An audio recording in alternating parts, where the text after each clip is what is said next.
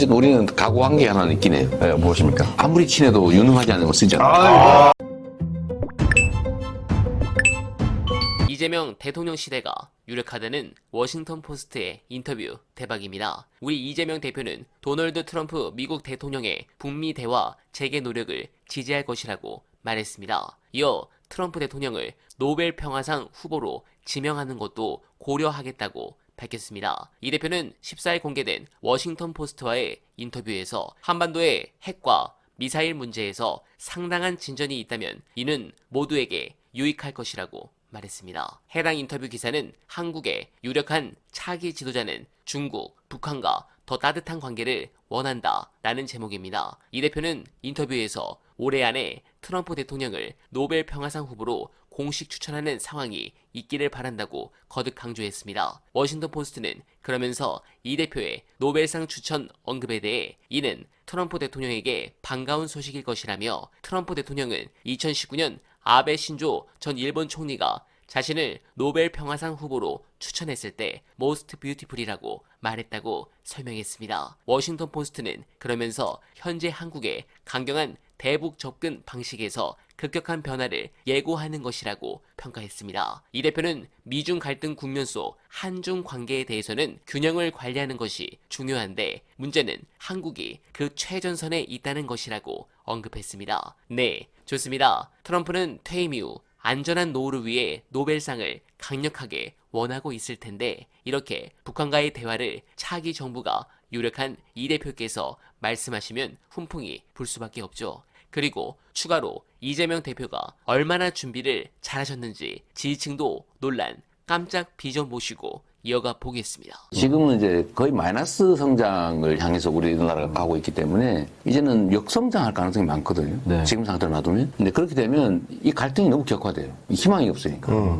그래서 일자리도 만들고 소득 원천도 만들고 새로운 산업도 만들어서 그 새로운 영역만큼은 지금과는 다른 좀 더 공정한 기회, 공정한 배분이 가능한 시스템을 만들자. 그러면 거기서 좀 격차를 줄여나가는 거죠. 거기서 재원도 만들어서 기본사회도 만들어가고. 그 말씀하신 게 제일 중요한 게 이제 매번 이제 민주 진보 진영에서는 뭐 나눠줄 생각이나 아이디어는 굉장히 넘쳐나는데 무엇으로 나눠줄 것인가. 그렇죠. 그러니까 육성할 수 있는 산업이라든지 보호해줘야 될 산업이라든지 아까 말씀하셨던 게임 산업이라든지 분명히 해낼 수 있는 산업들을 좀 짚어주는 게 저는 굉장히 좀 유리하다고 생각하고 유효하다고 생각합니다. 네. 맞습니다. 이게 그러니까 사실은 이 보수 정권들이 일반적으로 지금까지 네. 이제는 다 깨져버렸는데 네. 보수는 유능하지만 부패하고 진보는 깨끗하지만 무능하다. 이 프레임이 아주 오랫동안 계속됐어요. 이 진보 세력은 말만 많이 하고 주장만 많이 하는데 능력은 없다. 근데 보수 세력은 부패하고 뭐 나쁜 사람들이긴 한데 뭐 그래도 능력이 있다. 뭐 이런 성장한다.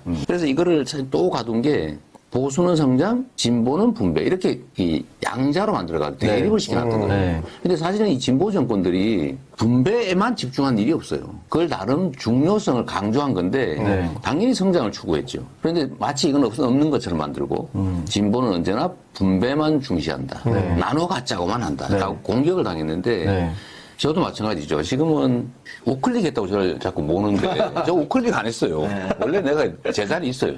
성남시장 할 때도 경기도지사 할 때도 저 실질을 중시하고 실용주의. 그러니까 내가 성장이나 성남에서도 얼마나 기업 유치에 있었는데 성과가 실제로 있어서 고향하고 비교되잖아요. 아, 그렇죠. 고향은 막 집만 지었는데 우리는 집 못 짓게 막 막고 거기 기업 유치하고 그래서 성남 사람은 다 이해하거든요. 그러니까 이 차이가 발생하는데 이제서야 우리가 성장이라는 얘기를 하도 오랫동안 하고 그러다 보니까 이 보수 정권이 아젠다를 뺏기게 생긴 거예요. 담론 자체를 뺏기게. 자기들은 사실 무능하면서 무능하고 부패하면서 마치 유능했던 것처럼 성장은 자기들의 그 주제인 것처럼 이렇게 주장을 하다가 최근에 성장 담론을 우리한테 뺏긴 거예요. 그렇죠. 그러니까 고유 독점 권한 같은 것을 민주당에서 얘기를 하고 전면에 나오고 사실은 저쪽 정당이 지리멸렬하게 이제 쓰러져 가고 있다 보니까 민주당은 지금 전혀 흔들리고 있는 게 없지 않습니까? 그러다 보니까 이제 아마 대표님 말씀 하나하나 하나를 더 세게 그렇죠. 받아서 그래서 마치 성장 담론은 자신들의 영역의 일종의 고유 상표인데 제가 맨날 분배만 주장하고 원래도 분배만 주장하는 사람이 선거 때 되니까 살짝 오른쪽으로 클릭에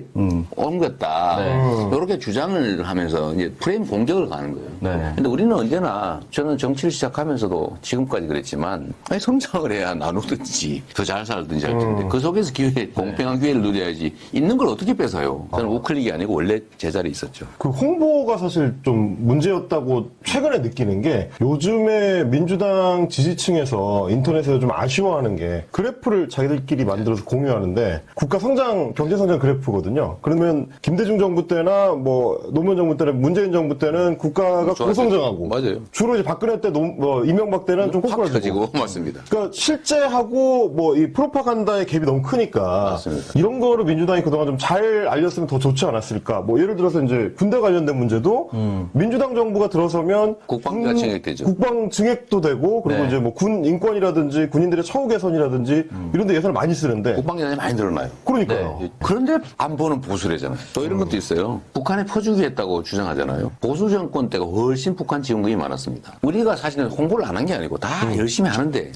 전파가 안 되는 거예요. 이걸 언론들이 다 게이트 키핑 역할을 하잖아요. 우리 쪽에 유리한 정보는 다 가리고 그쪽에 유리한 정보는 전달하고 우리 쪽에 유리한 건 다 왜곡하고 조작하고 저쪽은 미화하고 이게 기성 언론들이 그런 일을 하다 보니까 계속 이제 세뇌가 된 측면이 있는데 어쨌든 우리는 각오한 게 하나 있긴 해요. 네, 무엇입니까? 아무리 친해도 유능하지 않은 거 쓰잖아요. 네, 공감합니다. 대선 패배 후 많이 쉬시지도 못하고 복귀하셔서 국회에 입성하시고 사실 저는 대선 때도 울지 않았는데 이 대표께서 개항을 보궐에 출마하시고 도로에서 유세하실 때 눈물이 났습니다. 청와대에 있을 분이 왜 여기에 정말 힘들었을 당시였죠. 그 뒤 당내 지지자들 지지에 힘입어 당대표가 되시고 총선 패배하면 본인의 리스크가 크시다는 걸 아시면서도 감행하셔서 수박들 걷어버리시고 총선을 승리로 이끈 이재명 대표 너무도 뛰어나고 역설적으로 무서운 분이라 윤두창, 검찰, 여당, 언론에서 팬으로 죽이려고 했으나 살아남으셨고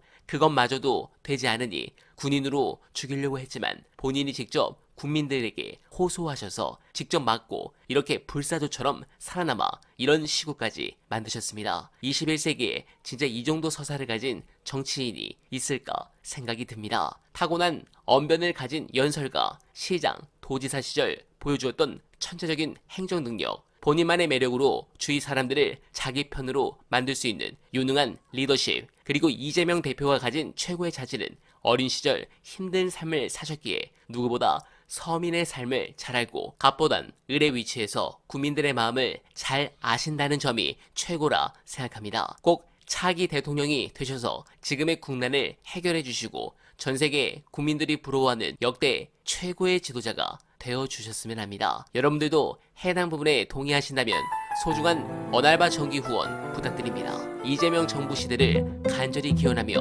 오늘은 이만 인사드리겠습니다. 여러분 고맙습니다.